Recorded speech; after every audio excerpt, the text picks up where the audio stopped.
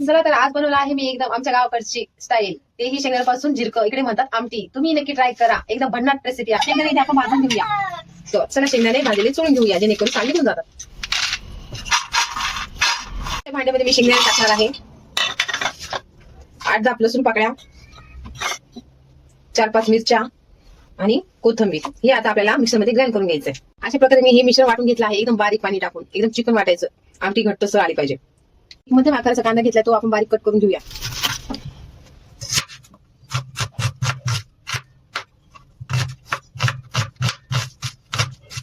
हा टमाटा पण बारीक चिरून घेऊया.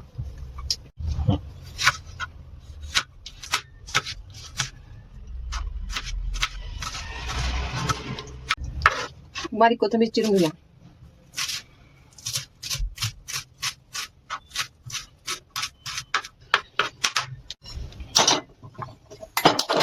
कढई गरम झाली, त्यामध्ये आपण तेल टाकूया.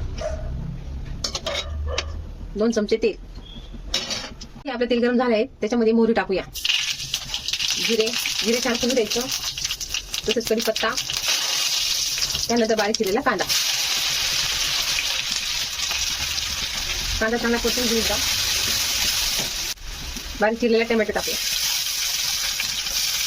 आता एक छानपैकी परतून घेऊया. झाला आहे, त्यानंतर याच्यात हळद घालूया, अर्धा चमचा. धना पावडर, चवीनुसार मीठ टाकूया, अर्धा चमचा.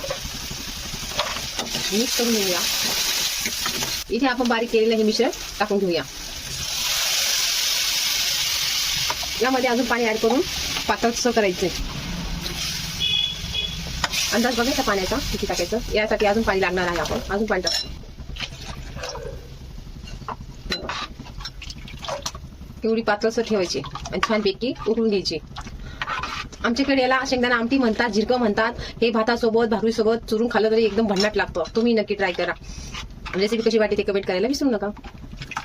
छानपैकी आता आपल्या आमटीला उकळी आली आहे. अशीच आमटीला 2-3 उकळी आल्या की आमटी तयार होते. आणि एकदम घरात भाजीला काही नसेल तर एकदम सोपी ही रेसिपी करून बघा. आणि आमच्याकडे याला एकदम बट्ट म्हणतात.